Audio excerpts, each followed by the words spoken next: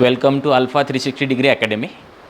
आता आपण बाकीचे जे राहिलेले टॉपिक आहेत ते कंटिन्यू करणार आहोत. त्याच्यामध्ये आता पुढचा टॉपिक आहे न्यूटन लॉज ऑफ मोशन. तो आता आपण कंटिन्यू करू. याच्यामधले जे इम्पॉर्टंट पॉईंट्स आहे ते आपण डिस्कस करूया. ठीक आहे.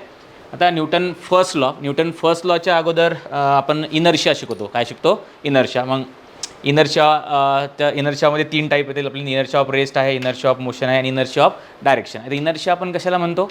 तर जे काही बॉडीची स्टेट आहे, inertia is the property of body. In that property body maintain is state of rest or state of uniform motion. मग बॉडीच्या या प्रॉपर्टीमध्ये बॉडी स्टेट ऑफ रेस्टला आणि स्टेट ऑफ युनिफॉर्म मोशनला काय करण्याचा प्रयत्न करते? मेंटेन करण्याचा प्रयत्न करते. त्याला आपण काय म्हणतो? इनर्शिया. मग 3 टाईपचे इनर्शिया आहेत. Inertia of rest, inertia of motion आणि इनर्शिया ऑफ डायरेक्शन. बरोबर. मग आता इनर्शिया ऑफ रेस्ट म्हणजे काय? It is an inability of a body to change is state of rest by step. म्हणजे बॉडी स्वतःची रेस्टची स्टेट स्वतः चेंज करू शकत नाही. बरोबर ना. इनर्शिया ऑफ मोशनमध्ये बॉडी स्वतःची मोशनची स्टेट स्वतः चेंज करू शकत नाही. आणि इनर्शिया ऑफ डायरेक्शनमध्ये बॉडी स्वतःची डायरेक्शन स्वतः चेंज करता येत नाही. बरोबर. ही झाली 3 टाईपचे इनर्शिया. त्याच्यावरतीच फर्स्ट लॉ आहे.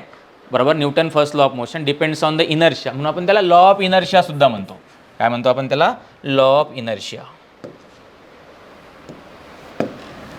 याला आपण काय म्हणतो? लॉ ऑफ इनर्शिया सुद्धा म्हणतो. बरोबर ना. का?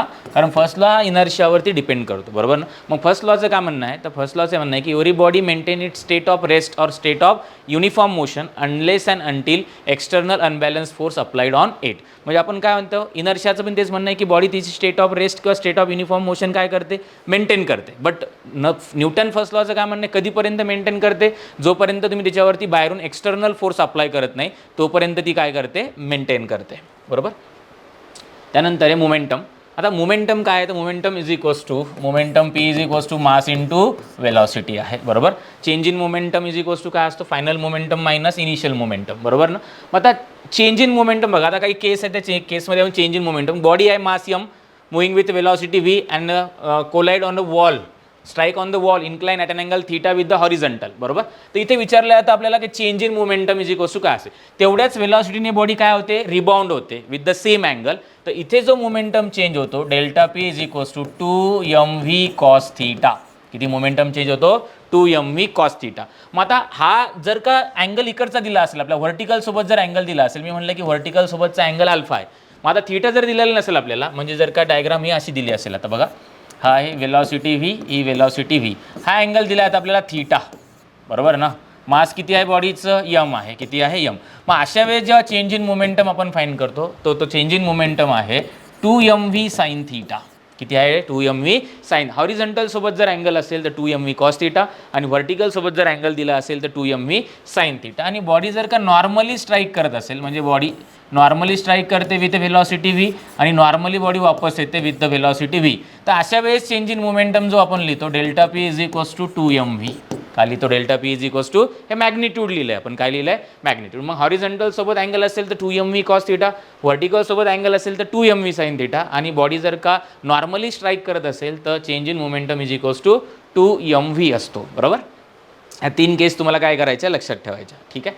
त्यानंतर न्यूटन सेकंड लॉकडे थोडं जाऊया आपण. Newton second law. बरोबर. किंवा न्यूटन थर्ड लॉ पहिले बघा. न्यूटन थर्ड लॉ काय? Every action there is equal and opposite reaction. बरोबर ना.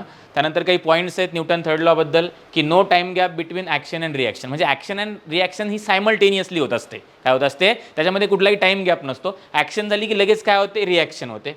Any one force can be action and other force reaction. त्याच्यापैकी एक ॲक्शन असतो आणि दुसरा काय असतो? रिॲक्शन असतो. बरोबर. त्यानंतर they are a same nature. दोघांचं नेचर पण सेम आहे. त्यानंतर action and reaction never cancel each other. हे फार महत्त्वाचं आहे. बरोबर ना. ॲक्शन रिॲक्शन एकमेकांना कधीही कॅन्सल आउट करत नाहीत. बरोबर. एवढ्या जरी गोष्टी तुम्ही लक्षात ठेवल्या तरी चालतात. न्यूटन थर्ड लॉमध्ये every action have equal and opposite reaction. बरोबर. प्रत्येक ॲक्शनची आपल्याला काय मिळते? एक रिॲक्शन मिळते जी इक्वल आणि कशी असते? अपोजिट असते. ठीक आहे. म्हणजे समजा 2 बॉडी जर एकमेकावरती कोलाइड करत असतील, समजा या 2 बॉडीज आहे, ही बॉडी याच्यावरती फोर्स लावेल, ही बॉडी याच्यावरती फोर्स लावेल, ही बॉडी इकडे फोर्स लावेल, ही बॉडी याच्यावरती, पण दोघांचं जे मॅग्निट्यूड असतं ते काय असतं? Same, but opposite in a direction. हा पण फोर्स काय असेल तुमचा F12 आणि हा फोर्स तुमचा असेल F21. बरोबर ना. दोघांची डायरेक्शन बघा अपोजिट आहे, पण दोघांचं जे मॅग्निट्यूड असतं F12चं मॅग्निट्यूड इज इक्वल्स टू काय असतं F21चं मॅग्निट्यूड असतं. बरोबर ना. याला म्हणतो आपण न्यूटन थर्ड लॉ. आता न्यूटन सेकंड लॉचं काय म्हणणं आहे बघा. न्यूटन सेकंड लॉ आपण बघू. तर न्यूटन सेकंड लॉचं असं म्हणणं आहे, न्यूटन सेकंड लॉ. बरोबर. न्यूटन सेकंड लॉचं म्हणणं आहे rate of change of momentum is directly proportional to the external force असतो. बरोबर. म्हणजे जो काही मोमेंटम चेंज होतो तो कशामुळे मोमेंटम चेंज होतो, एक्सटर्नल फोर्समुळे चेंज होतो. तर F इज इक्वल्स टू आपण लिहितो dp डिवायडेड बाय dt. हा आहे आपला सेकंड लॉ. हा काय आपला second. F is equals to dp by dt. Change in rate of change of momentum is directly proportional to the force, किंवा change in momentum with respect to time is a force असतो. बरोबर. मग momentum तुम्हाला माहिती आहे काय आहे, तर मोमेंटम आहे मास इंटू वेलॉसिटी. बरोबर ना. इथे जर आपण याला डिफरन्शिएट केलं तर आपल्याला फॉर्म्युला बनतो F is equals to m dv by dt plus v dm by dt. असा फॉर्म्युला बनेल. याला आपण डिफरन्शिएट केलं तर हा तुमचा फॉर्म्युला बनेल. बरोबर ना. मग याच्यामध्ये जर तुम्ही म्हटलं की if m is equals to constant, मासला जर आपण कॉन्स्टंट ठेवलं तर डिफरन्शिएशन ऑफ m काय होऊन जाणार 0. मग ही टर्म 0. म्हणजे तुम्हाला काय मिळेल रे बाळाओ, तर तुम्हाला मिळेल F is equals to m into dv by dt. बरोबर. काय मिळणार m into dv by, but dv by dt is acceleration, म्हणजे हा मिळेल तुम्हाला m आहे. मग मासला जर तुम्ही कॉन्स्टंट ठेवलं तर फॉर्म्युला काय बनतो फोर्सचा, तर फोर्सचा फॉर्म्युला बनतो इज इक्वल्स टू m आहे. काय बनतो इज इक्वल्स टू m आहे. आणि तुम्ही जर म्हटलं की if v is equals to constant, वेलॉसिटीला जर कॉन्स्टंट ठेवलं तर ही टर्म 0 होणार. बरोबर. ही जर टर्म 0 झाली तर फोर्सचा फॉर्म्युला बनणार v dm बाय dt. हा सुद्धा हा फॉर्म्युला आपण कधी यूज करतो, जर मास व्हॅरी करत असेल तर. काय व्हॅरी करत असेल तर मास dm बाय dt. बरोबर. मास चेंज होते विथ रिस्पेक्ट टू टाइम. बरोबर. हे दोन फॉर्म्युले तुम्हाला लक्षात ठेवायचे. जर का तुमची मास कॉन्स्टंट असेल तर m आहे, आणि जर का वेलॉसिटी कॉन्स्टंट असेल तर v dm बाय dt. बरोबर. ठीक आहे. त्यानंतर थर्ड लॉ आपण बघितलाच आहे. त्यानंतर रॉकेट प्रपल्शन तुम्हाला लक्षात ठेवायचं आहे. बरोबर. रॉकेट प्रपल्शनमध्ये काय होतं आहे बघा. आता हा रॉकेट आहे, रॉकेटचा मास m मानूया, त्याचा वेट असेल का डाऊनवर्ड mg. आणि काय होतं याच्यामध्ये जेव्हा रॉकेट लॉन्च केला जातो तेव्हा इथून गॅस इजेक्ट होतो. काय होतो, गॅस इजेक्ट होतो. किती वेलॉसिटीने गॅस इजेक्ट होतो, तर आपण मानूया की v वेलॉसिटीने गॅस काय होतो, इजेक्ट होतो. त्या इजेक्ट झालेल्या गॅसमुळे याच्यावरती काय लागतो, वरच्या डायरेक्शनने थ्रस्ट लागतो. बरोबर ना. ठीक आहे. आता dm बाय dt इथे आहे बघा, dm बाय dt. मग याला dm बाय dt आपण काय म्हणतो की जेवढ्या रेटने हा फ्यूल बर्न होतो तो रेट असतो dm बाय dt. जेवढ्या वेलॉसिटीने गॅस इजेक्ट होतो त्याला आपण म्हणलंय v. बरोबर ना. तर या रॉकेटवरती वरच्या डायरेक्शनने लागणारा जो थ्रस्ट आहे तो असतो v into dm by dt. किती असतो, v into dm by dt. आपण आत्ताच फॉर्म्युला बघितला का फोर्सचा, v into dm by dt, तो लागतो त्याच्यावरती. आणि खाली काय आहे, वेट आहे. बरोबर. मग आता याच्यामध्ये आपण दोन केस स्टडी करतो. नेट फोर्स किती असेल मग रॉकेटवरती, तर रॉकेटवरती net force is equals to काय लिहिणार आपण, ma लिहिणार. तर नेट फोर्स काय आहे, तर अपथ्रस्ट आहे आणि मायनस काय येणार mg. तर अपथ्रस्ट काय, v dm by dt minus mg is equals to ma. इथून तुम्हाला हा फॉर्म्युला लक्षात ठेवला तरी चालेल तुम्ही. बरोबर. v dm by dt minus mg is equals to ma. जर का ग्रॅव्हिटी फ्री स्पेस असेल, काय असेल, ग्रॅव्हिटी फ्री स्पेस असेल तर जी तर व्हॅल्यू 0 होऊन जाणार. मग ही जर व्हॅल्यू 0 झाली तर इक्वेशन काय राहणार, v dm by dt is equals to ma. But हा कधी यूज करणार, ग्रॅव्हिटी फ्री स्पेसमध्ये आपण काय करतो, हा यूज करतो. हे फॉर्म्युले, दोन फॉर्म्युले तुम्हाला लक्षात ठेवायचे. हा जनरल फॉर्म्युला लक्षात ठेवा, v dm by dt minus mg, net force is equals to ma आहे. v dm by dt minus mg is equals to ma. Gravity free space असेल तर v dm by dt is equals to ma आहे. त्यानंतर आहे gun bullet problem. आता conservation तुम्हाला माहिती आहे. बरोबर ना. मोमेंटमचं कन्झर्वेशन पण आपण पुढे बघणार आहे, ते अगोदर बघू. Spring force. बरोबर. आता स्प्रिंग फोर्स काय असतो, स्प्रिंगला जेव्हा तुम्ही इलॉंगेट करता किंवा कॉम्प्रेस करता, समजा आपण एक्स डिस्टन्सने इलॉंगेट केलं किंवा एक्स डिस्टन्सने काय केलं, कॉम्प्रेस केलं, तर स्प्रिंगमध्ये एक फोर्स डेव्हलप होतो. त्या फोर्सला आपण काय म्हणतो, तो फोर्स काय करतो, स्प्रिंगला रिगेन करण्याचा प्रयत्न करतो, नॅचरल लेंथवरती आणण्याचा, वापस आणण्याचा प्रयत्न करतो. मग तो डेव्हलप झालेला जो स्प्रिंग फोर्स असतो, समजा तुम्ही एक्स डिस्टन्सने कॉम्प्रेस करत असाल किंवा इलॉंगेट करत असाल तर किती डेव्हलप होतो, F is equals to minus kx. आता मायनस काय शो करते, त्याची डायरेक्शन. बरोबर. एक्सटर्नल फोर्सच्या अपोजिट डायरेक्शननी स्प्रिंग फोर्सची डायरेक्शन असते. तर F is equals to kx. एवढा फोर्स काय होतो, स्प्रिंगमध्ये डेव्हलप होतो. आणि इथे जर तुम्ही बघितलं तर आता के काय आहे, तर केला आपण स्प्रिंग कॉन्स्टंट म्हणतो. काय म्हणतो, केला आपण स्प्रिंग कॉन्स्टंट. आणि स्प्रिंग कॉन्स्टंट हा इन्व्हर्सली प्रोपोर्शनल टू द यल असतो. जेवढी जास्त लेंथ असेल तेवढा के काय असतो तुमचा कमी असतो. हे काय करायचं आहे तुम्हाला लक्षात ठेवायचं आहे. त्यानंतर एक एक्झाम्पल आहे स्प्रिंग फोर्सवरती. बघा एक एक्झाम्पल घेऊ. दोन मास अटॅच केले, इथे 5 kgचा आहे, हा 50 kgचा आहे.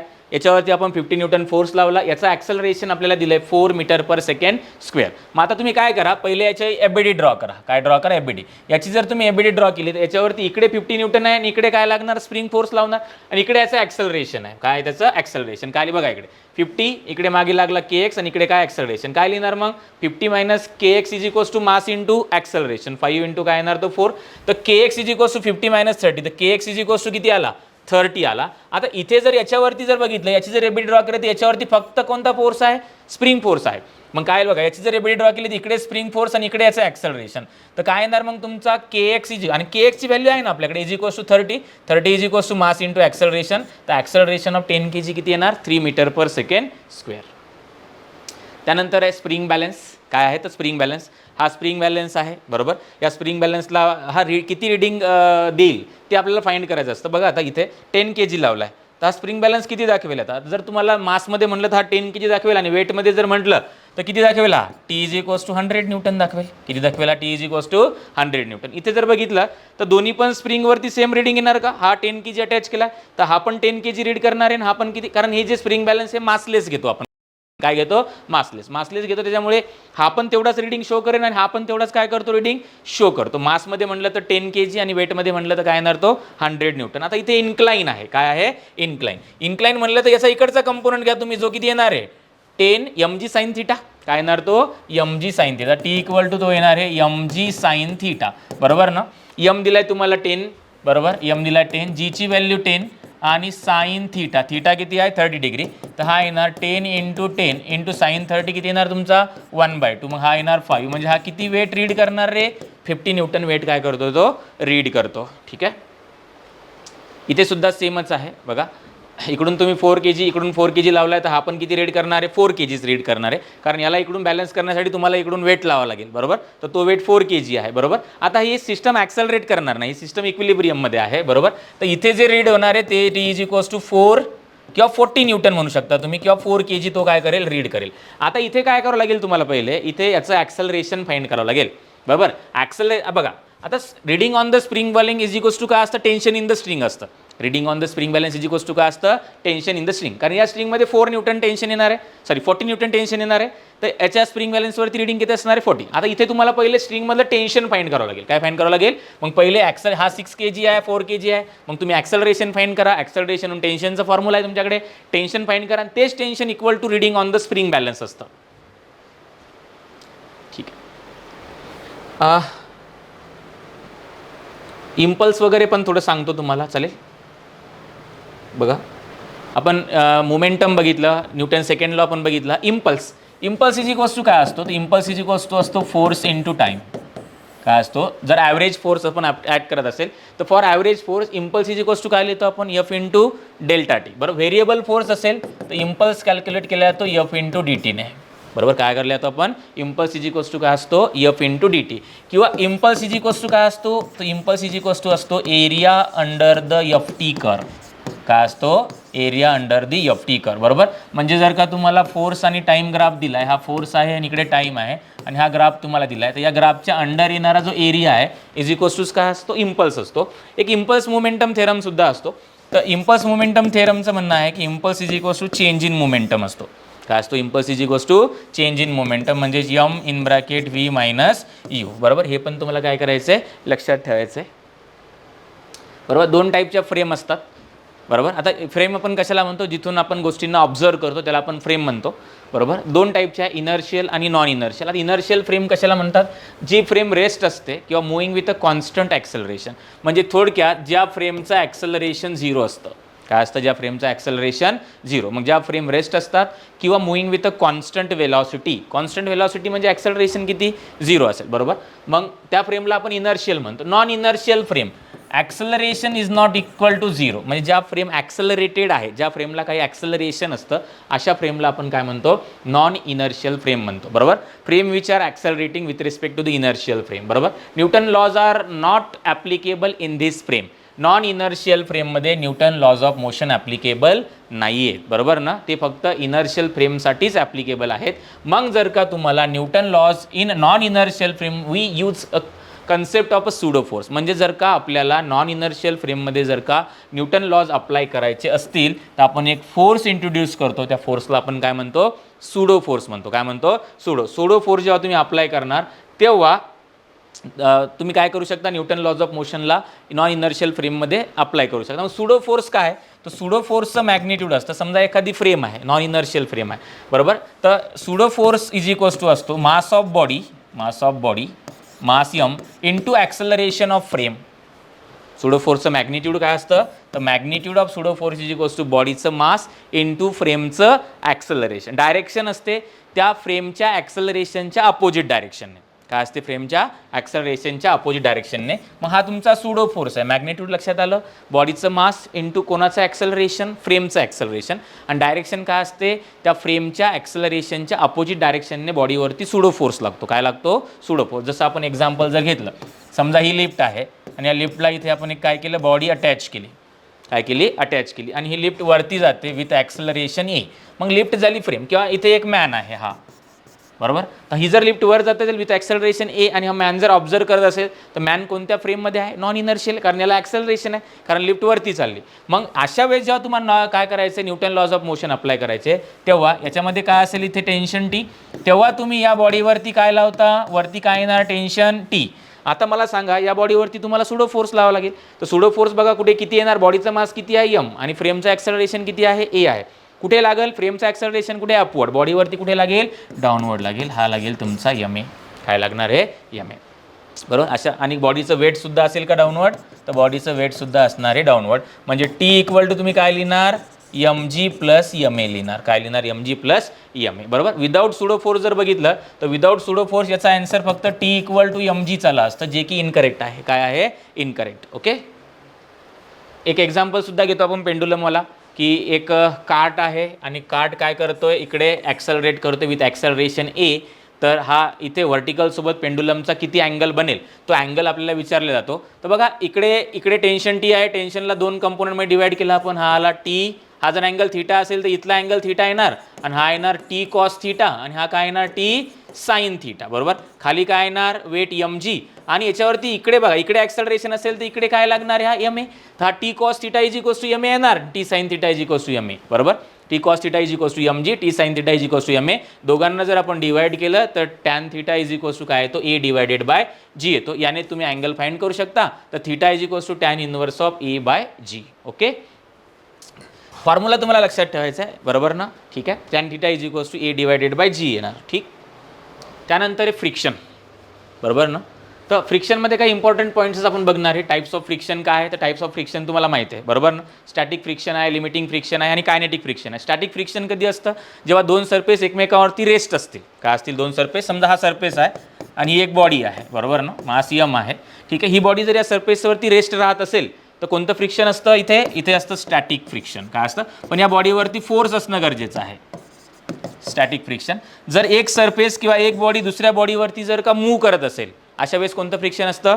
Kinetic friction. आणि बघा इथे स्टॅटिक फ्रिक्शन, जोपर्यंत ही बॉडी बघा याच्यावर तुम्ही एफ फोर्स लावताय आणि एफ फोर्स लावून बॉडी या सरफेसवरती रेस्ट आहे, मग तोपर्यंत ते फ्रिक्शन असणार आहे. ते कोणतं फ्रिक्शन असणार आहे? स्टॅटिक. आणि असा एक फोर्स येणार आहे की ज्या फोर्सला ही बॉडी याच्यावरती काय करेल? मूव्ह करेल. काय करेल? मूव्ह करेल. त्यावेळेस फ्रिक्शन कशामध्ये कन्वर्ट होणार आहे? कायनेटिकमध्ये कन्वर्ट होणार आहे, बरोबर ना? आणि जो मॅक्झिमम स्टॅटिक फ्रिक्शन असतो त्याला आपण लिमिटिंग फ्रिक्शन म्हणतो. काय म्हणतो? Limiting friction. त्यानंतर अँगल ऑफ फ्रिक्शन आहे, अँगल ऑफ रिपोज आहे, बरोबर. आणि तीन टाईपचे फ्रिक्शन मी तुम्हाला सांगितले. याची जर डायग्राम आपण ड्रॉ केली तर ती डायग्राम अशी येते. इकडे फ्रिक्शन आपण घेतलं आणि इकडे अप्लाइड फोर्स जर घेतला तर आपण अशी डायग्रामसुद्धा बघितली असेल, बरोबर. आता अँगल ऑफ फ्रिक्शन आहे. अँगल ऑफ फ्रिक्शन काय असतो? तर हा अँगल असतो. हा कोणामधला अँगल असतो? बघा, नॉर्मल रिॲक्शन आणि रिझल्टंट कोणाचा? नॉर्मल रिॲक्शन आणि फ्रिक्शनचा, बरोबर. ही नॉर्मल रिॲक्शन आहे. बघा ही बॉडी आहे, बरोबर. इकडे अप्लाइड फोर्स ही नॉर्मल रिॲक्शन. इकडे फ्रिक्शन ॲक्ट होणार का? इकडे जर आपण आता फ्रिक्शनची डायरेक्शन काय असते? तर फ्रिक्शनची डायरेक्शन ही अपोजिट डायरेक्शन असते. कोणाच्या? जी बॉडी त्या डायरेक्शनने मोशन करते त्या मोशनच्या अपोजिट डायरेक्शनने हा फ्रिक्शन असतो, बरोबर. मग आता फोर्स जर आपण अप्लाइड फोर्स इकडे लावला तर फ्रिक्शनच्या अपोजिट डायरेक्शनने लागणार. तर मग हा फ्रिक्शन फोर्स ही नॉर्मल रिॲक्शन आहे आणि हा त्यांचा रिझल्टंट आहे, बरोबर ना. मग आता अँगल ऑफ फ्रिक्शन काय असतो? तर angle of friction normal reaction आणि हा जो रिझल्टंट आहे आर, या दोघांमधला जो अँगल असतो त्या अँगललाच आपण काय म्हणतो? अँगल ऑफ फ्रिक्शन म्हणतो. आणि angle of friction is equals to tan of lambda is equals to काय येतो तुमचा? Tan of lambda is equals to, किंवा याला जर तुम्ही थीटा म्हणलं तर थीटा इज इक्वल्स टू, याला थीटा जर डिनोट केलं तर थीटा इज इक्वल्स टू येतो तुमचा टॅन इनवर्स ऑफ म्यू. काय तो theta is equals to tan inverse of mu हा असतो. आणि अँगल ऑफ रिपोज आणि अँगल ऑफ फ्रिक्शन, ज्याला अँगल ऑफ स्लायडिंग म्हणतो आपण, हे सेम असतात. बघा आता अँगल ऑफ रिपोज कशाला म्हणायचं, एक इन्क्लाइन प्लेन आहे, आपण काय केलं, या प्लेनला थोडं थोडं इन्क्लाइन केलं, असा एक अँगल येईल की ज्या अँगलला ही बॉडी या इन्क्लाइन प्लेनवरती काय करते, जस्ट स्लाइड करते. काय करते, जस्ट स्लाइड करते. मग ज्या अँगलला ही बॉडी त्या इन्क्लाइन प्लेनवरती जस्ट स्लाइड करते त्याच अँगलला आपण काय म्हणतो, अँगल ऑफ रिपोज म्हणतो. आणि न्यूमेरिकली जर बघितलं आपण तर अँगल ऑफ रिपोज आणि अँगल ऑफ फ्रिक्शन काय मिळतात आपल्याला, सेम मिळतात. पुढच्या टॉपिकवरती येऊया. पुढचा टॉपिक आहे सर्क्युलर मोशन. ठीक आहे. अँग्युलर पोझिशन तुम्हाला माहिती आहे, अँग्युलर डिस्प्लेसमेंट पण माहिती आहे, बरोबर आहे. बॉडी जी काही सर्क्युलर पाथवरती काय करते, मूव्ह करते. जेवढा पण दोन पोझिशन वेक्टरच्या मध्ये अँगल बॉडी काय करेल, ट्रेस करेल, त्या अँगललाच आपण काय म्हणतो, angular displacement denoted as theta. कशामध्ये मेजर केला जातो, हा रॅडियनमध्ये मेजर केला जातो. वेक्टर क्वांटिटी आहे, ॲक्सिल वेक्टर आपण त्याला म्हणतो. कोणता वेक्टर म्हणतो, ॲक्सिल वेक्टर, बरोबर ना. ॲक्सिल वेक्टर का म्हणतो, कारण अँग्युलर डिस्प्लेसमेंटची डायरेक्शन ही अलॉंग द ॲक्सिस असते. काय असते, अलॉंग द ॲक्सिस, म्हणून आपण त्याला काय म्हणतो, ॲक्सिल वेक्टर म्हणतो, बरोबर. त्याची डायरेक्शन कशाने फाइंड केली जाते, तर राईट हँड स्क्रू रूल किंवा राईट हँड थंब रूलने आपण काय करतो, डायरेक्शनला कॅल्क्युलेट करतो. ठीक आहे. त्यानंतर काही इंपॉर्टंट टर्म्स आहेत सर्क्युलर मोशनमध्ये. टाइम पिरियड आहे, फ्रिक्वेन्सी आहे, अँग्युलर वेलॉसिटी आपण बघणार आहे. टाइम पिरियड म्हणजे काय, एक सर्कल कंप्लीट करण्यासाठी लागणारा जो टाइम आहे त्याला म्हणतो आपण टाइम पिरियड. एक सर्कल कंप्लीट करण्यासाठी लागणारा टाइम म्हणजे काय असतो, टाइम पिरियड. फ्रिक्वेन्सी काय असते, number of circle completed in 1 second या number of revolution completed in the 1 second म्हणजेच काय असते, त्याची ती फ्रिक्वेन्सी असते. तर frequency is equals to formula असतो 1/t. काय असतो, 1/t. एक यांचं रिलेशन येतं बघा. रिलेशन असं आहे की ओमेगा इज, बघा आता समजा एक पार्टिकल आहे, सर्क्युलर मोशन परफॉर्म कर, इथून याने स्टार्ट केलं, याला एक सर्कल कंप्लीट करण्यासाठी किती अँगल ट्रेस करावा लागेल, तर हा जो अँगल आहे, आता अँग्युलर वेलॉसिटीचा फॉर्म्युला काय असतो, आता अँग्युलर वेलॉसिटी असते dθ/dt, बरोबर ना. अँग्युलर वेलॉसिटी तर अँगल ट्रेस पर सेकंड काय असते, अँग्युलर वेलॉसिटी असते angle trace per second, omega is equals to θ/t. याचं युनिट येणार आहे रॅडियन पर सेकंड. हा सुद्धा कोणता वेक्टर आहे, ॲक्सिल वेक्टरच आहे. कोणता वेक्टर आहे, ॲक्सिल वेक्टर. याची सुद्धा डायरेक्शन अलॉंग द ॲक्सिस असते. ज्या डायरेक्शनने थीटाची डायरेक्शन असते त्या डायरेक्शनने तुमचा ओमेगा असतो, बरोबर. मग आता omega is equals to θ/d. Particle जर एक सर्कल कंप्लीट करत असेल तर तो किती अँगल ट्रेस करतो, तर तो 2π अँगल ट्रेस करतो. आणि लागणारा टाइम काय आहे, कॅपिटल टी. तर omega is equals to formula बनतो 2π/t आणि 1/t ला मला काय लिहिता येईल रे, n. तर दुसरा रिलेशन म्हणतं 2πn. याला म्हणतो आपण relation between angular velocity and frequency. म्हणून आता बघा अँगलसोबत कोण आहे, फ्रिक्वेन्सी, बरोबर ना. तर omega is also known as a angular frequency. ओमेगाला आपण काय म्हणतो, अँग्युलर फ्रिक्वेन्सी सुद्धा म्हणतो. ठीक आहे. त्यानंतर रॅडियन पर सेकंड युनिट आहे. It is an axial vector whose direction is along the axis, बरोबर. Determine by the right hand thumb rule. कशाने डायरेक्शन फाईंड करतो आपण, राईट हँड थंब रूलने आपण काय करतो, डायरेक्शन फाईंड करतो. आता अँग्युलर वेलॉसिटी आपण बघितलंय omega. Relation between angular velocity and linear velocity फार महत्त्वाचं रिलेशन आहे. V is equals to omega cross R असतो. एक पार्टिकल आहे जो सर्क्युलर मोशन परफॉर्म करतो विथ अँग्युलर वेलॉसिटी ओमेगा आणि लिनियर वेलॉसिटी व्ही. तर V is equals to omega cross. हा वेक्टर फॉर्म आहे, काय आहे यांचा, वेक्टर फॉर्म. तसं आपण लिहितो V is equals to R omega. काय लिहितो, आर ओमेगा लिहितो, बरोबर. हे तुम्हाला काय करायचं लक्षात. आणि linear velocity of the particle, पुन्हा तिघांचं रिलेशन तुम्हाला लक्षात ठेवायचं. हे जे ओमेगा आणि व्ही आहे एकमेकांना परपेंडिक्युलर असतात. काय असतात एकमेकांना, vector omega perpendicular to vector V perpendicular to the vector R. जर हे एकमेकांना परपेंडिक्युलर असतील तर यांचे डॉट प्रोडक्ट 0 येतात. काय तर यांचे डॉट प्रोडक्ट 0, ते पण तुम्हाला लक्षात ठेवायचं. ही वेलॉसिटी बघा अलॉंग द, ओमेगा काय असतो, अलॉंग द ॲक्सिस असतो. व्ही काय असतो, टँजेन्शियल असतो ना. हे तिघं पण एकमेकांना परपेंडिक्युलर, यांचे डॉट प्रोडक्ट काय येतात, 0 येतात. त्यानंतर average angular velocity.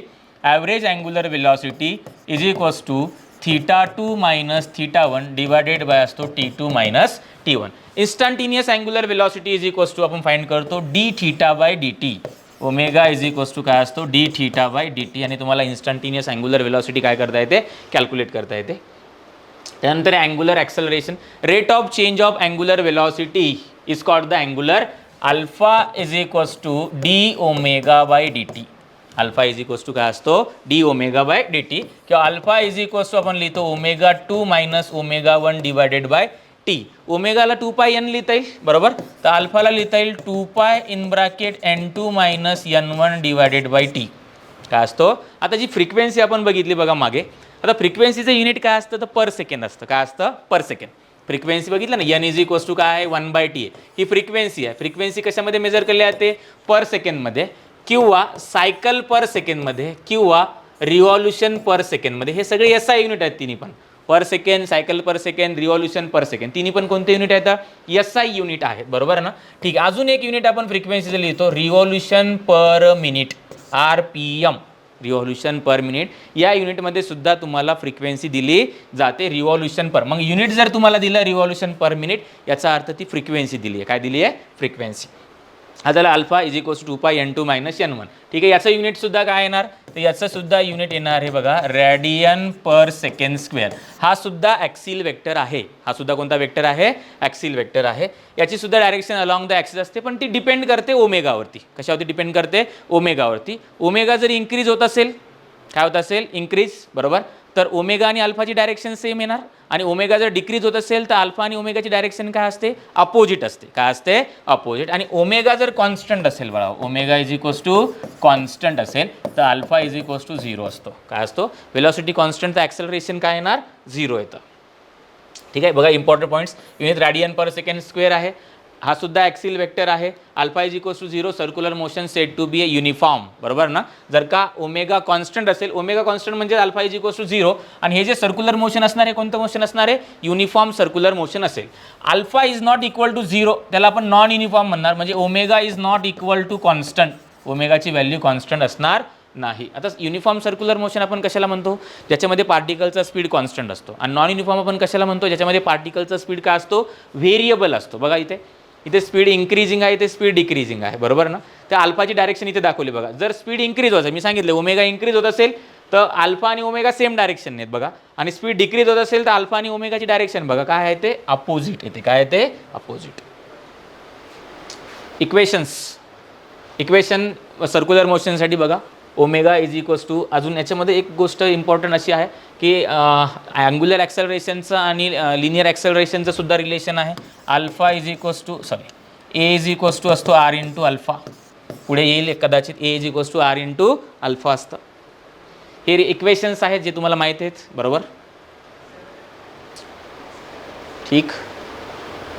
Relation between angular and linear acceleration बरोबर ना.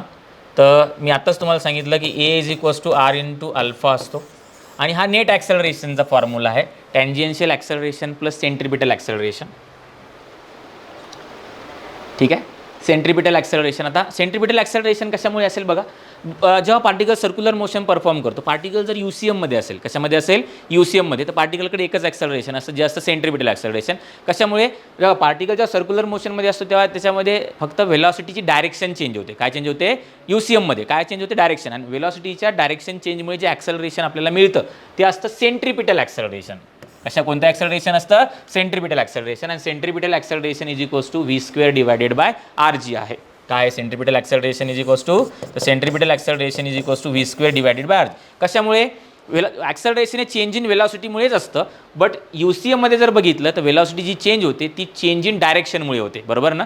तर वेलॉसिटी जी चेंज होते ती डायरेक्शन चेंज झाल्यामुळे होते त्याच्यामुळे जे ॲक्सेलरेशन मिळतं ते सेंट्रिपिटल आहे. आणि टँजेन्शियल ॲक्सेलरेशन कशामुळे मिळतं मग आपल्याला. आता जर नॉन UCMमध्ये जर बघितलं तर नॉन UCMमध्ये बॉडीकडे पार्टिकलकडे दोन ॲक्सेलरेशन असतात सेंट्रिपिटल पण असतं आणि टँजेन्शियल पण असतं. नॉन UCMमध्ये डायरेक्शन पण चेंज होते वेलॉसिटीची त्यामुळे सेंट्रिपिटल ॲक्सेलरेशन मिळेल आणि मॅग्निट्यूडसुद्धा चेंज होतो. तर मॅग्निट्यूड चेंजमुळे कोणतं ॲक्सेलरेशन मिळतं टँजेन्शियल ॲक्सेलरेशन. असे दोन ॲक्सेलरेशन असतात. सेंट्रिपिटल पण असतं बघा. आणि centripetal acceleration is always toward the centre आणि टँजेन्शियल ॲक्सेलरेशन हे टँजेन्शियल डायरेक्शन असतं. मग हे AC आणि काय AT. तर पार्टिकलकडे नेट ॲक्सेलरेशन असतं. नॉन UCMमध्ये काय असतं नेट. UCMमध्ये एकच ॲक्सेलरेशन जर का तो बघितले तर AT UCMमध्ये एकच ॲक्सेलरेशन जे असेल ऑलवेज टुवर्ड द सेंटर. काय असतं ऑलवेज टुवर्ड द सेंटर असतं बरोबर ना. पण नॉन UCMमध्ये दोन ॲक्सेलरेशन असतात सेंट्रिपिटल असतं आणि टँजेन्शियल पण असतं. त्यामुळे बॉडीकडे नेट ॲक्सेलरेशन आणि ते नेट ॲक्सेलरेशन असतं √ऑफ AT² प्लस काय असतं AC चा square. Magnitude of the net acceleration √ऑफ AT² प्लस AC².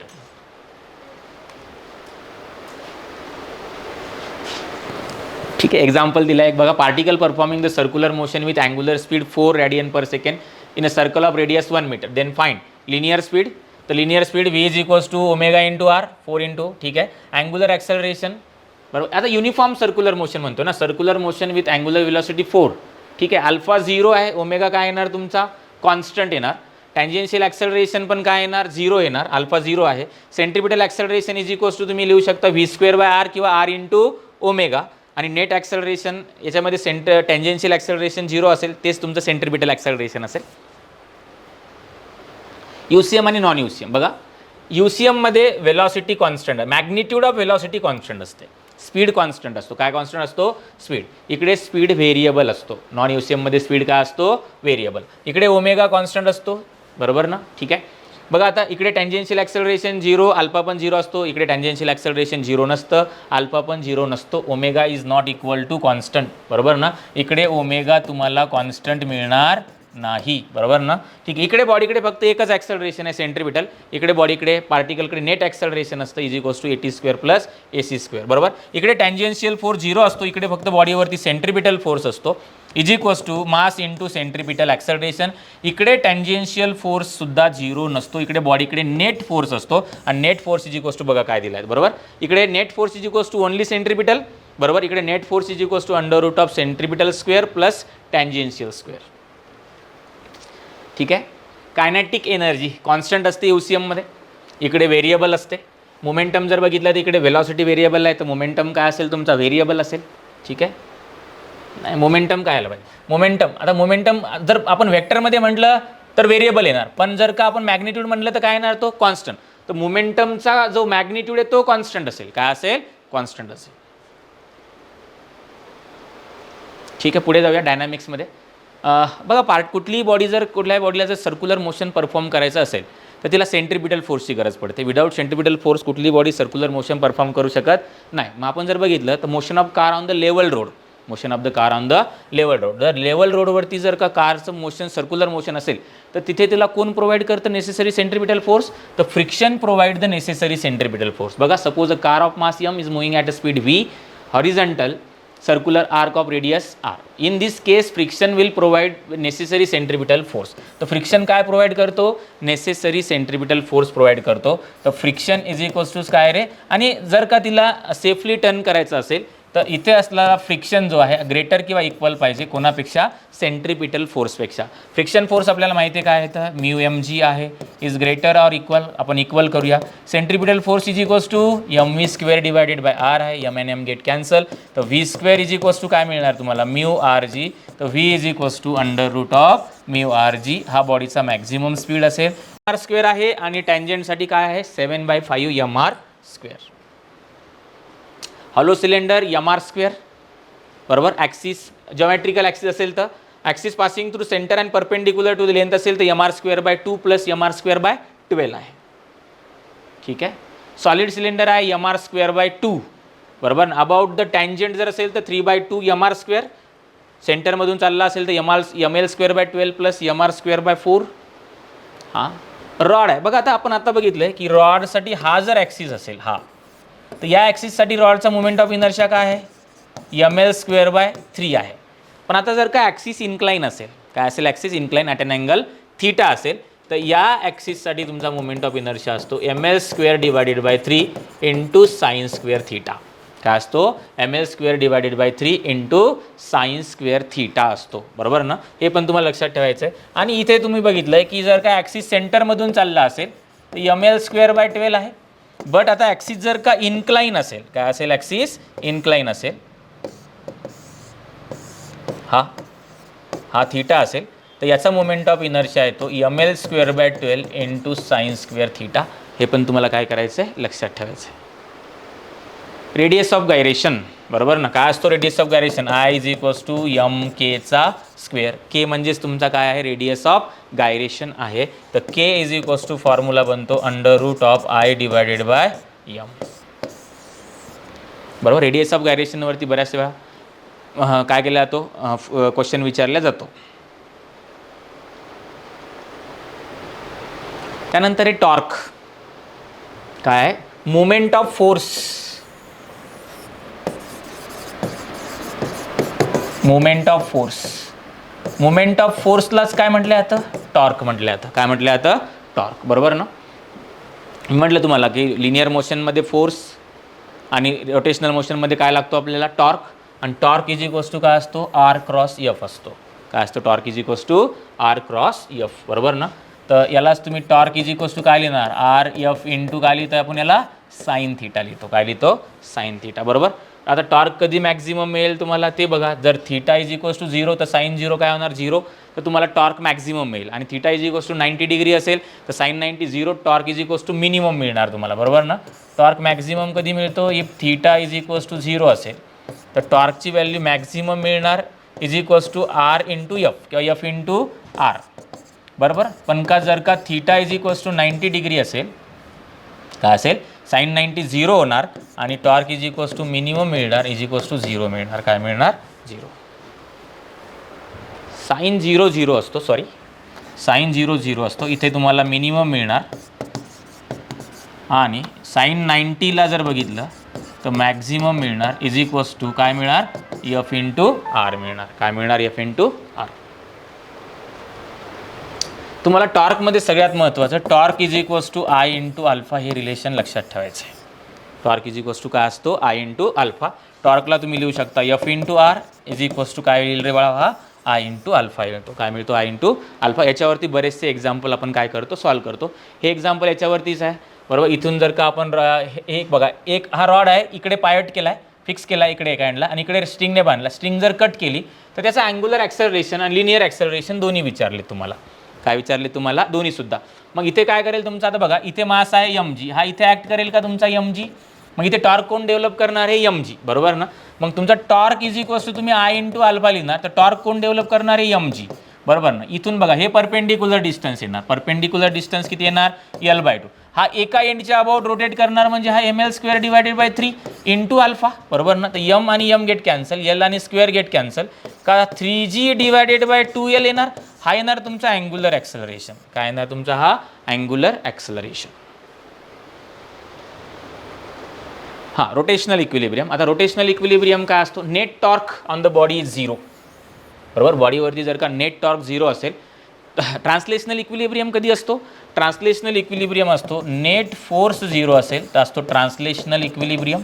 बरोबर ना. आणि जर का नेट टॉर्क 0 असेल बरोबर ना तर इज इक्वल्स टू काय असतो? रोटेशनल इक्विलिब्रियम असतो. काय असतो? Rotational equilibrium. ठीक आहे. आणि रोटेशनल इक्विलिब्रियममध्ये torque about the any point बघा, torque about the any point is equals to 0 असतो. Net torque about the any point जर का रोटेशनल इक्विलिब्रियम जर असेल तर net torque about the any point is equals to 0 असतो. ठीक आहे. त्यानंतर अँग्युलर मोमेंटम. बरोबर ना. Movement of linear momentum. Linear मोमेंटमची जी मुवमेंट असते त्यालाच आपण काय म्हणतो? Angular momentum. आणि angular momentum is equals to R cross P. काय असतो? R cross P. बरोबर ना. म्हणजे is equals to R P sine theta लिहिता येईल. Maximum is equals to R into P. बरोबर ना. काय असेल? थिटा इज इक्वल्स टू 0 असेल तर साईन 0 0 होणार. L max is equals to तुम्हाला आर पी मिळणार. बरोबर ना. ठीक आहे. R into P. पीला काय लिहिता येईल? M into V. तर काय लिहिता येईल रे आपल्याला? एल इज इक्वल्स टू आपण लिहितो M into V into R. काय लिहितो? M into V into R लिहितो. हा अँग्युलर मोमेंटमचा फॉर्म्युला बनेल. बरोबर ना. आणि for rigid body angular momentum is equals to I into omega असतो. बरोबर. हा पार्टिकलसाठी यूज करतो आपण. L is equals to M V R कायसाठी यूज करतो? पार्टिकलसाठी. पण जर का रिजिड बॉडी असेल तर रिजिड बॉडीसाठी काय यूज करतो? L is equals to I into omega. बरोबर. त्यानंतर एक कन्झर्वेशन ऑफ अँग्युलर मोमेंटम. आता लिनियर मोमेंटमचं कन्झर्वेशन कधी होतं? जर का बॉडीवरती एफ नेट 0 असेल, बॉडीवरती जर का नेट फोर्स 0 असेल तर बॉडीच्या लिनियर मोमेंटमचं कन्झर्वेशन होतं. तसंच बॉडीवरती जर का नेट टॉर्क 0 असेल, एक्सटर्नल टॉर्क 0 असेल. काय 0 असेल? एक्सटर्नल टॉर्क 0 असेल तर अँग्युलर मोमेंटमचं काय होतं? कन्झर्वेशन होतं. काय होतं? कन्झर्वेशन. बरोबर. काय आपल्याकडे torque is equals to I into omega ना. काय? I into omega. टॉर्कला जर 0 केलं किंवा तुम्ही फॉर्म्युला बघितला असेल इकडे टॉर्क इज इक्वल्स टू बघा dl/dt आहे. काय? टॉर्क इज इक्वल्स टू बघा, torque is equals to external torque is equals to आपण काय लिहितो? dl/dt. मग एक्सटर्नल टॉर्क जर का तुम्ही 0 केला तर याचा अर्थ dl/dt इज इक्वल्स टू 0. 0 म्हणजे l इज इक्वल्स टू काय झाला? कॉन्स्टंट ना. बरोबर. तर अँग्युलर मोमेंटमचं कन्झर्वेशन किंवा अँग्युलर मोमेंटम कधी कॉन्स्टंट होतो, जेव्हा एक्सटर्नल टॉर्क काय करता तुम्ही, झिरो करता. काय करता, झिरो. मग एल म्हणजेच काय आहे, आय ओमेगा. तर I omega is equals to काय बनेल तुमचा, कॉन्स्टंट बनेल. म्हणजेच काय लिहिता येईल सांगा आपल्याला, I1 omega 1 is equals to I2 omega 2 लिहिता येईल. बरोबर ना. हे रिलेशन फार इम्पॉर्टंट आहे. ओमेगाला तुम्हाला 2π/T लिहिता येईल. तर I1 divided by T1 is equals to काय लिहिता येतं, I2 डिवायडेड बाय T2 लिहिता येतं. याच्यावरनं तुम्हाला डायरेक्ट टाईमचं रिलेशन मिळेल. बरोबर ना. फ्रिक्वेन्सीचं रिलेशन सुद्धा मिळेल. I1 N1 is equals to काय लिहिता येईल, I2 इंटू N2. फार इम्पॉर्टंट आहे कन्झर्वेशन ऑफ अँग्युलर मोमेंटम. बरोबर. ठीक आहे. Combination of rotational and translational motion is equals to rolling motion. दोन्ही मोशनला जर का रोटेशनल मोशनला आणि ट्रान्सलेशनल मोशनला जर आपण एकत्र केलं तर आपल्याला कोणतं मोशन मिळतं, रोलिंग मोशन मिळतं. कोणतं मोशन मिळतं, रोलिंग मोशन. बरोबर ना.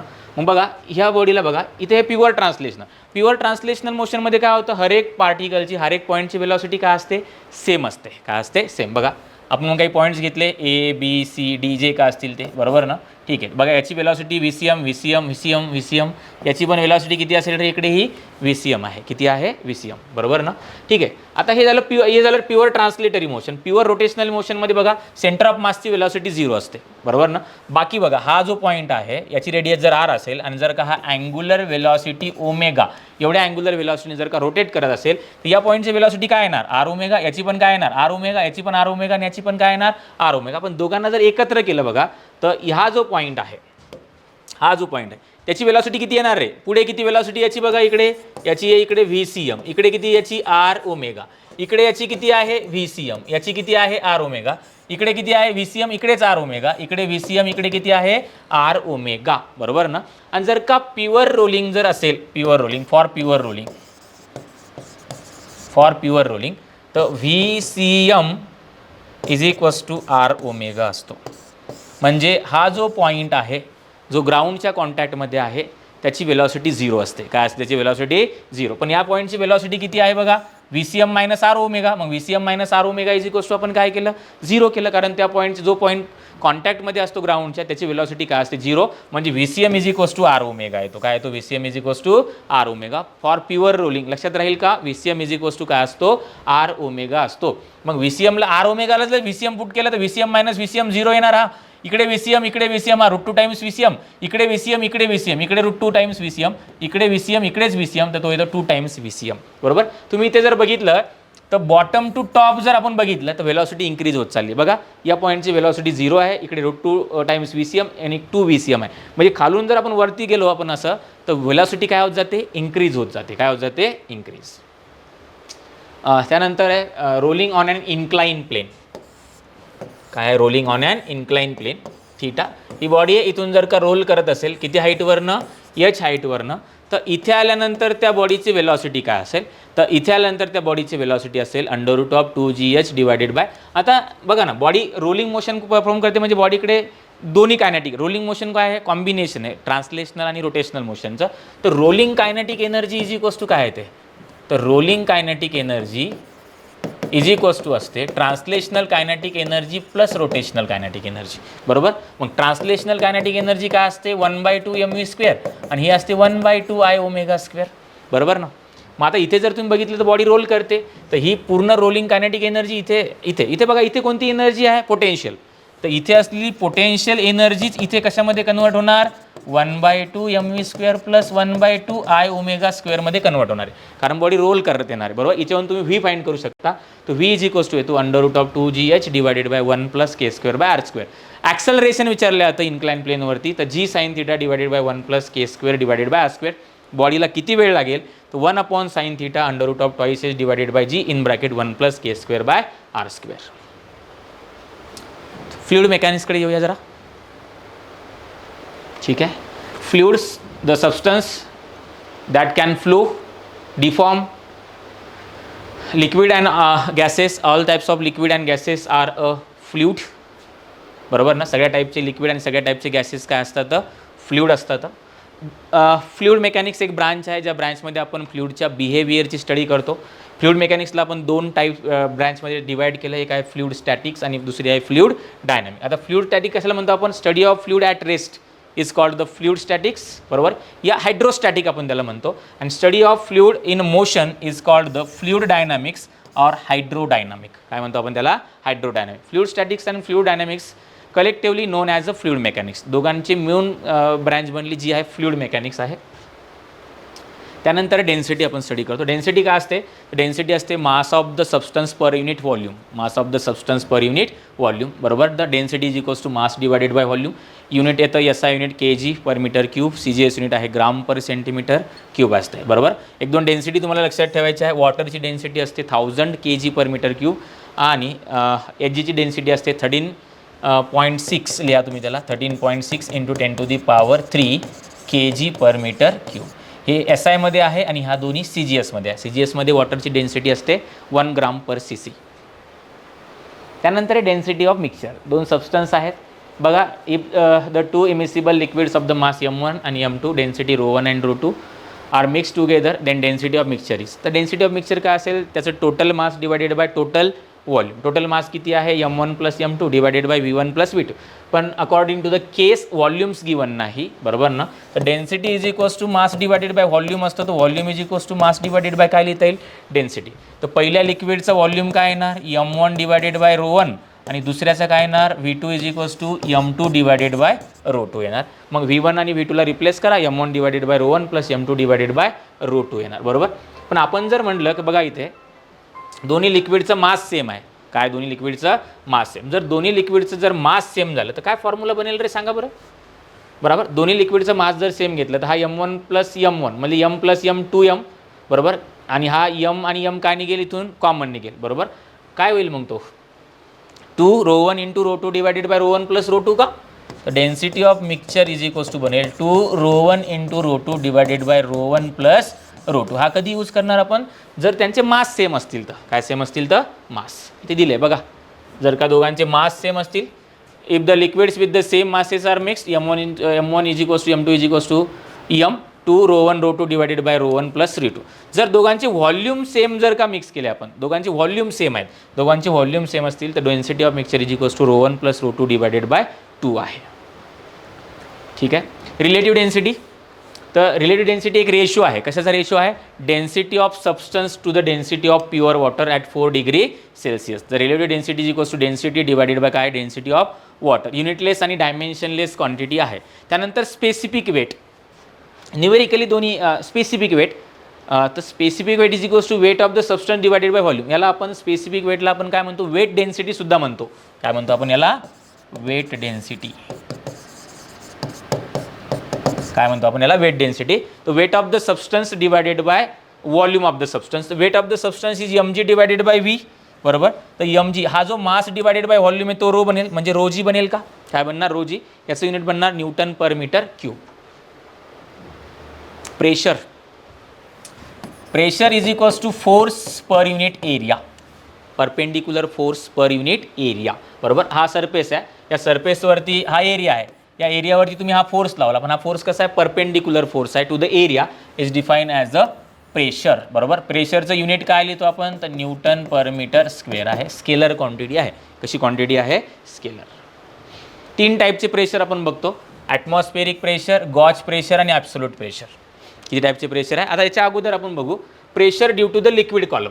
काय बघू? Pressure due to the liquid column. हा लिक्विड आहे.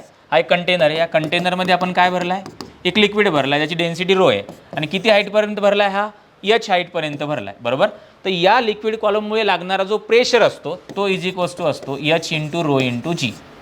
काय असतो तो? h × rho × g. आता pressure due to the liquid column depends on the height of the liquid column, density of liquid and acceleration due to gravity. Pressure due to the liquid column does not depends on the shape and size of the container. Shape आणि size त्या कंटेनरच्या साईजवरती तो depend करत नाही, बरोबर. मग आता atmospheric pressure काय असतो? Pressure exerted by the atmosphere. ॲटमॉस्फिअरमुळे जे प्रेशर एक्झर्ट होतं त्याला म्हणतो आपण atmospheric pressure denoted as a P0 आणि इज इक्वल्स टू हा असतो 1 ATM. ATM सुद्धा कशाचं प्रेशर आहे? मेजर करण्याचं युनिट आहे. प्रेशर मेजर करण्याचं युनिट आहे. आणि 1 ATM इज इक्वल्स टू काय असतो? तर 1 ATM is equals to 1.013 × 10⁵ pascal असतो, बरोबर. आता गॉज प्रेशर काय असतो बघा. आता ॲटमॉस्फेरिक प्रेशर तुम्हाला कळलं. ॲटमॉस्फिअरमुळे एक्झर्ट होणारं प्रेशर आहे, बरोबर. आता हे बघा, हा एक कंटेनर घेतला आपण. कंटेनरमध्ये आपण लिक्विड भरला आहे. किती हाईटपर्यंत, एच हाईटपर्यंत. आता वरतून काय आहे याच्यावरती ॲटमॉस्फिअरचं प्रेशर आहे P0. तर मग टोटल प्रेशर काय होणार, total pressure is equals to काय होणार, वरतून ॲटमॉस्फिअरिकचं प्रेशर आणि लिक्विड कॉलमचं प्रेशर किती आहे, एच रो जी. याला म्हणतो आपण टोटल प्रेशर, आणि टोटल प्रेशर म्हणजेच याला म्हणतो आपण ॲब्सोल्यूट प्रेशर. टोटल प्रेशरलाच काय म्हणतो आपण, ॲब्सोल्यूट प्रेशर म्हणतो. मग आता P0ला मी इकडे घेतो, तर हा PT total pressure minus P0 is equals to काय मिळणार तुम्हाला, एच रो जी. तर हा जो डिफरन्स असतो ना टोटल ॲब्सोल्यूट प्रेशर आणि ॲटमॉस्फिअरिक प्रेशरचा, त्याला म्हटलं जातं गॉज प्रेशर. काय म्हटलं जातं त्याला, गॉज. मग यालाच म्हणतो आपण पी गॉज, बरोबर ना. काय म्हणतो आपण यालाच, पी गॉज म्हणतो, बरोबर. तर gauge pressure is equals to असतो H rho g. Atmospheric pressure measure by the barometer, बरोबर, आणि gauge pressure measure by the manometer, बरोबर.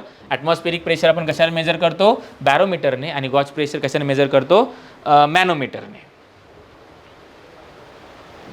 ठीक आहे. Pressure due to the liquid column, pressure due to the liquid column H rho. बघा आता इथे ए point आहे, इथे बी पॉईंट आहे, इथे सी पॉईंट आहे.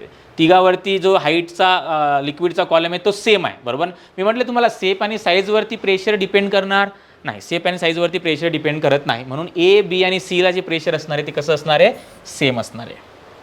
त्यानंतर आहे पास्कल लॉ. पास्कल लॉचं म्हणणं आहे की liquid exert equal pressure in all direction, बरोबर. Pressure in the enclose fluid is change at a particular point, the change is transmitted to the every point of the fluid and to the walls of the container without being diminished magnitude. याचं म्हणणं आहे की एखाद्या कुठल्याही पॉईंटला जर external pressure तुम्ही change केलं तर तेवढाच चेंज पूर्ण लिक्विडमध्ये काय होतो, चेंज होतो, तेवढाच मॅग्निट्यूड काय होतो त्या प्रेशरचा चेंज होतो. याचं ॲप्लिकेशन जे आहेत ना, ॲप्लिकेशन हायड्रोलिक जॅक्स आहे, हायड्रोलिक लिफ्ट आहे, हायड्रोलिक प्रेस आहे, हायड्रोलिक ब्रेक्स आहे, बरोबर. मग ही हायड्रोलिक लिफ्ट आहे, बरोबर. बघा इकडून हा स्मॉल डायमीटर आहे आणि इकडून हे जर डायमीटर जास्त आहे, बरोबर ना. हा पिस्टन आहे, काय लावला इथे पिस्टन, इकडे लार्ज पिस्टन आहे, इकडे स्मॉल पिस्टन. याचा एरिया A1 आहे, याचा एरिया A2 आहे. इकडनं आपण किती फोर्स लावला याच्यावरती, F1. तर इथे जे प्रेशर चेंज होणार आहे ते किती होणार आहे, F1 डिवायडेड बाय A1. तर इकडचा प्रेशर चेंज झाल्यामुळे इकडे पण प्रेशर चेंज होणार, पण याचा एरिया किती आहे, A2. तर इथे जो प्रेशर फोर्स डेव्हलप होणार आहे तो F2 डेव्हलप होणार आहे. पण according to the Pascal law इथे जेवढं प्रेशर चेंज होईल तेवढंच इथे प्रेशर चेंज होईल. मग इथे जर का P1 असेल आणि इथे जर का P2 असेल तर P1 is equals to P2 असेल. तर F1 divided by A1 is equals to काय लिहिता येईल, F2 डिवायडेड बाय A2. कारण P1 is equals to F1 divided by A1 आणि P2 इज इक्वल्स टू काय लिहिता येईल रे, F2 डिवायडेड बाय काय लिहिता येईल, A2. According to the Pascal law P1 is equals to काय लिहिता येईल आपल्याला, P2 लिहिता येईल. फार इम्पॉर्टंट फॉर्म्युला आहे, F1 divided by A1 is equals to F2 divided by A2. हेच आहे प्रेशर अप्लाइड. किती प्रेशर अप्लाय केलं आपण, F1 divided by A1. Pressure transmitted, किती प्रेशर ट्रान्समिट झाले तिकडे, F2 divided by A2. Pressure is equally transmitted, बरोबर. तर जर प्रेशर इक्वली ट्रान्समिट होत असेल तर F1 upon A1 is equals to F2 upon A2. याच्यावरून आपण कुठलेही अननोन फाइंड करू शकतो. त्यानंतर बियॉन्ड फोर्स. आता काय करतो आपण, एखाद्या बॉडीला जर पार्शियली किंवा फुल्ली जर एखाद्या लिक्विडमध्ये इमर्ज केलं आपण, तर त्या लिक्विडच्या सराउंडिंगमुळे ती बॉडी काय करते, एक अपवर्ड फोर्स एक्सपिरियन्स करते. त्या अपवर्ड फोर्सलाच बियॉन्ड फोर्स म्हटलं जातं किंवा अपथ्रस्ट म्हटलं जातं. काय म्हटलं जातं, अपथ्रस्ट किंवा बियॉन्ड फोर्स म्हटलं जातं, बरोबर. आणि तो जो फेनॉमेना आहे त्याला म्हटलं जातं बियॉन्सी. त्या फेनॉमेनाला आपण काय म्हणतो, बियॉन्सी. मग एखाद्या बॉडीवरती लागणारा जो अपथ्रस्ट असतो, एखाद्या बॉडीला जर पार्शियली किंवा फुल्ली जर का आपण इमर्ज केलं तर ती बॉडी एक्सपिरियन्स करते ना अपवर्ड फोर्स. त्यामुळे बॉडीवरती लागणारा जो अपथ्रस्ट असतो किंवा बियॉन्ड फोर्स असतो इक्वल टू काय असतो, तर इक्वल टू असतो weight of the fluid displace by the body असतो. काय असतो, weight of the fluid. Archimedes प्रिन्सिपलने त्याला कॅल्क्युलेट केलं आहे. It is state that upward buoyant force on the body that is partially or totally immerse in the fluid is equals to weight of the fluid displace by the body. तर एखाद्या बॉडीवरती लागणारा जो upthrust असतो तो असतो equal to weight of the fluid displace by the body. आणि त्यालाच जर आपण कॅल्क्युलेट केलं तर upthrust is equals to V in into rho L into g असतो. काय असतो, व्ही इन म्हणजे volume of the body inside the liquid, density of liquid into g, बरोबर ना. हा त्याचा फॉर्म्युला आहे, बरोबर.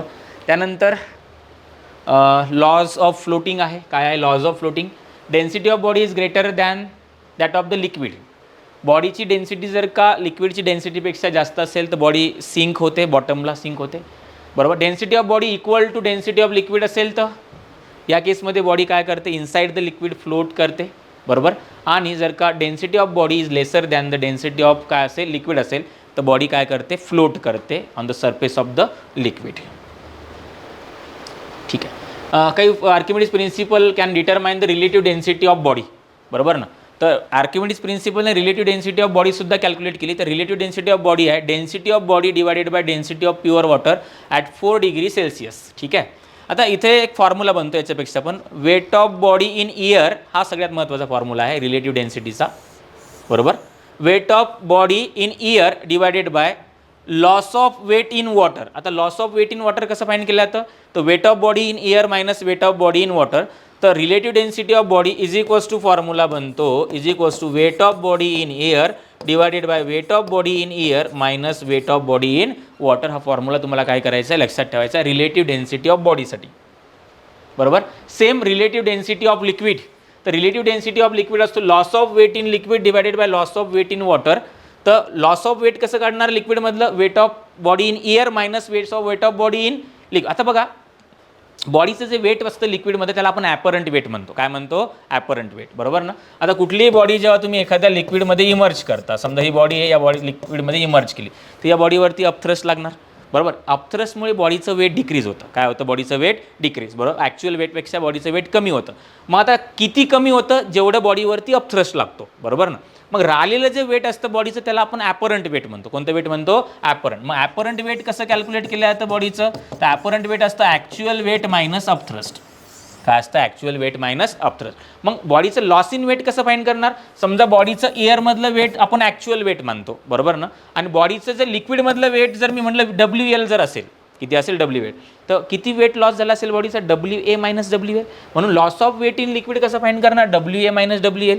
वॉटरमधलं लॉस कसं फाईंड करणार, WA मायनस WW, बरोबर. तर याने आपल्याला लिक्विडची स्पेसिफिक ग्रॅव्हिटी, बरोबर, रिलेटिव्ह डेन्सिटीला स्पेसिफिक ग्रॅव्हिटीसुद्धा म्हणतात. रिलेटिव्ह डेन्सिटीलाच काय म्हणतात, स्पेसिफिक ग्रॅव्हिटीसुद्धा म्हणतात, बरोबर. त्यानंतर आहे इक्वेशन ऑफ कंटिन्युटी, बरोबर ना. इक्वेशन ऑफ कंटिन्युटीचं म्हणणं आहे की rate of the flow remains constant असतो. काय असतो, rate of the flow constant असतो. आणि रेट ऑफ द फ्लो म्हणजेच का A इंटू व्ही, बरोबर ना. काय असतो, area into velocity is equals to constant. And for 2 different areas काय लिहिता येईल रे मला, A1 V1 is equals to काय लिहिता येईल, A2 V2 लिहिता येईल, बरोबर. काय लिहिता येईल, फॉर डिफरंट एरियाज म्हणजे A1 मध्ये किती वेलॉसिटी आहे लिक्विडची, V1, आणि A2 मधून किती वेलॉसिटी आहे, V2 आहे. तर काय लिहिता येईल आपल्याला, A1 V1 is equals to A2 V2. हा जो AV आहे यालाच आपण रेट ऑफ फ्लो म्हणतो. काय म्हणतो आपण याला, रेट ऑफ फ्लो. लक्षात राहील, ठीक आहे. मग एक छोटासा एक्झाम्पल आपण केला आहे. रेट प्रिन्सिपल ऑफ कंटिन्युटीचं काय म्हणणं आहे की जो रेट ऑफ फ्लो म्हणजेच काय, quantity of the fluid flowing per second in any cross section remains constant असते, बरोबर. मग आता बघा इथून जेवढा लिक्विड फ्लो करणार आहे तेवढाच लिक्विड या 2 मधून फ्लो करणार आहे. इथून जेवढा लिक्विड फ्लो करेल तेवढाच या 2 मध्येच, बरोबर ना. मग इथला रेट ऑफ फ्लो काय येणार, मी जर याला A1 V1 म्हटलं तर हाच या दोघांमध्ये डिस्ट्रीब्यूट होऊन फ्लो करणार आहे. म्हणजे याला असं लिहिता येईल का, A2 V2 प्लस रे A3 V3 लिहिता येईल, बरोबर ना. तर इकडे A1 किती आहे बघा, 3A आहे. V1 किती आहे, 6 आहे. याला A2 घ्या, तर याला A2 जर घेतला तर 1.5 आहे, तो फाइंड करायचा आपल्याला. प्लस तिकडे किती आहे, 2A आहे आणि इंटू काय आहे, 1.5 आहे. A आणि A गेट काय होईल, कॅन्सल होईल. पुढे तुम्हाला V ची व्हॅल्यू फाइंड करता येईल. त्यानंतर आहे बर्नॉलीज थेरम. काय आहे, Bernoulli's theorem is applicable for the ideal fluids. हे लक्षात ठेवा तुम्ही. According to Bernoulli's theorem in case of steady flow of incompressible non-viscous fluid through the tube of non-uniform cross section, then the sum of the pressure. आता बघा जेव्हा fluid मोशनमध्ये असतो ना तेव्हा त्याच्याकडे 3 टाईपच्या एनर्जी असतात, प्रेशर एनर्जी, कायनेटिक एनर्जी आणि पोटेन्शियल एनर्जी, बरोबर ना. मग आता बर्नॉलीज थेरमने आपल्याला काही वेगळं सांगितलं नाही. बर्नॉलीज थेरमचं असं म्हणणं आहे की जर एखादा फ्लुइड एखाद्या ट्यूबमधून जर फ्लो करत असेल तर त्याची टोटल एनर्जी रिमेन्स कॉन्स्टंट असते. काय असते, टोटल एनर्जी रिमेन्स कॉन्स्टंट असते, बरोबर. मग टोटल एनर्जी म्हणजे काय, तिघांची सम असेल, कायनेटिक एनर्जी, पोटेन्शियल एनर्जी आणि प्रेशर एनर्जी, बरोबर. तर आपण ती पर युनिट व्हॉल्यूमवाली यूज करतो. तर pressure energy per unit volume is equals to only pressure, potential energy per unit volume is equals to ρGH आणि kinetic energy per unit volume येते 1/2 ρV². या तिघांची सम इज इक्वल्स टू काय असते रे, constant असते. आणि फॉर 2 डिफरंट एरिया जर आपण लावला तर तो काय येणार, P1 प्लस ρGH1 प्लस 1/2 ρV1चा square is equals to P2 plus ρGH2 plus 1/2 ρV2चा स्क्वेअर. हे बर्नॉलीजचं इक्वेशन आहे आणि हे इक्वेशन फार इम्पॉर्टंट आहे. याचे काही ॲप्लिकेशन आहे जे बी फार इम्पॉर्टंट आहेत, बरोबर. पहिला ॲप्लिकेशन आहे व्हेंचुरीमीटर. पहिला ॲप्लिकेशन काय आहे, व्हेंचुरीमीटर. व्हेंचुरीमीटर काय आहे, तर व्हेंचुरीमीटर एक डिव्हाइस आहे जो काय मेजर करतो, व्हेलॉसिटी ऑफ फ्लो मेजर करतो. एखाद्या पाईपमधून जर लिक्विड फ्लो करत असेल तर त्याची व्हेलॉसिटी जर आपल्याला मेजर करायची असेल तर आपण काय यूज करतो, व्हेंचुरीमीटर यूज करतो. इथे सगळ्यात महत्त्वाचं तुम्हाला लक्षात ठेवायचं बघा, इथली व्हेलॉसिटी V1 आहे, इथली व्हेलॉसिटी V2 आहे. इथून जेव्हा लिक्विड इथे जाईल तेव्हा इथे व्हेलॉसिटी इन्क्रीज होणार का डिक्रीज होणार, तर व्हेलॉसिटी इन्क्रीज होणार, कारण एरिया कमी झाला. आपण बघितलं प्रिन्सिपल ऑफ कंटिन्युटीमध्ये AV is equals to constant आहे ना, बरोबर. तर ए आणि व्हीचं रिलेशन काय, तर ए आणि व्हीचं रिलेशन आहे इन्व्हर्सली. काय आता एरिया जर कमी झाला तर व्हेलॉसिटी काय होते, इन्क्रीज होते. काय होते, इन्क्रीज. मग इथे तुम्ही बर्नॉलीज लावून तुम्ही V1 काय करू शकता, फाइंड आउट करू शकता. त्याचा फॉर्म्युलासुद्धा आहे, बरोबर ना. तर व्हेंचुरीमीटर डिव्हाइस आहे ज्याने तुम्ही व्हेलॉसिटी काय करू शकता रे, मेजर करू शकता.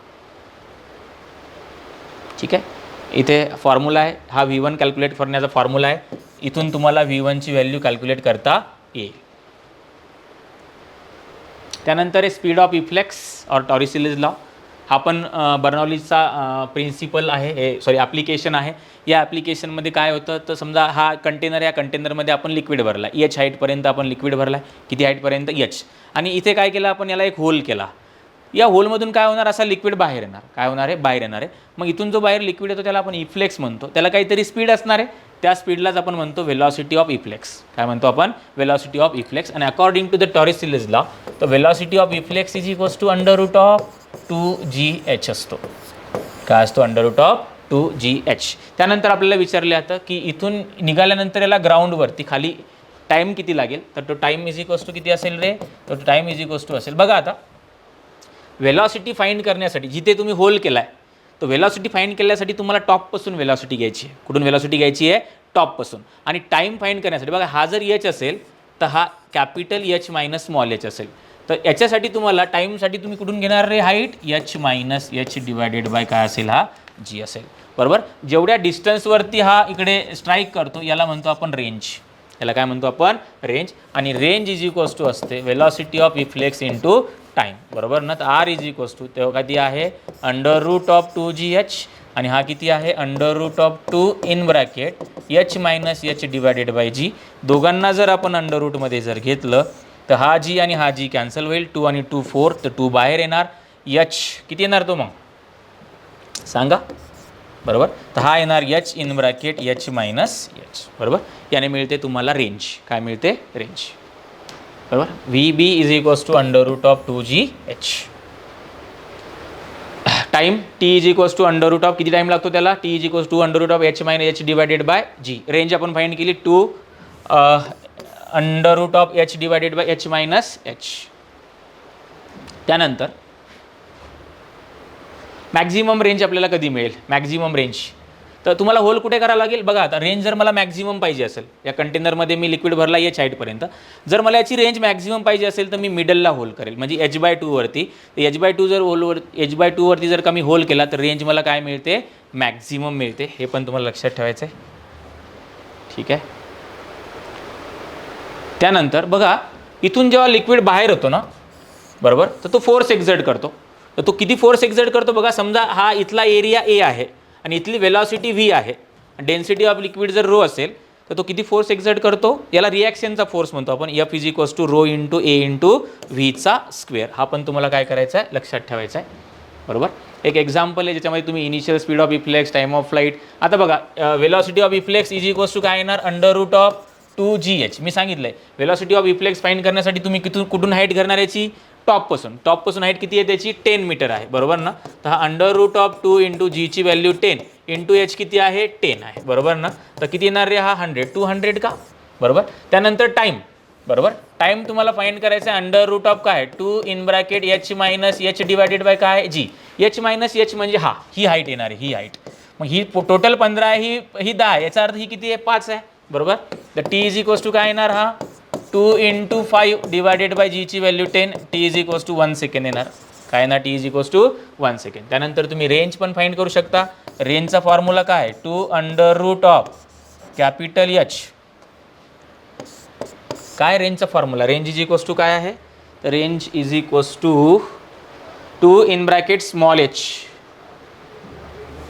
h in bracket H minus H आहे. याने तुम्हाला रेंज मिळेल. रिॲक्शन फोर्स पण फाइंड करता येईल का आपल्याला, हा रिॲक्शन फोर्स आहे. रो इंटू ए इंटू व्हीचा square. Rho into reaction force is equals to rho into V into एचा स्क्वेअर. याने आपल्याला रिॲक्शन फोर्ससुद्धा कॅल्क्युलेट करता येईल. बरोबर ना. तर हे झालं तुमचा जे काय राहिलेले टॉपिक्स होते आपले. बरोबर ना. व्यवस्थित तुम्ही याला रिवाईज करा. ठीक आहे. जे काही इम्पॉर्टंट पॉईंट्स आहेत ते आपण डिस्कस केलेले आहेत. बरोबर ना. काल मागच्या लेक्चरमध्ये सुद्धा आणि या लेक्चरमध्ये राहिलेले जे टॉपिक्स आहे ते आपण पुढच्या लेक्चरला डिस्कस करूया. थँक्यू.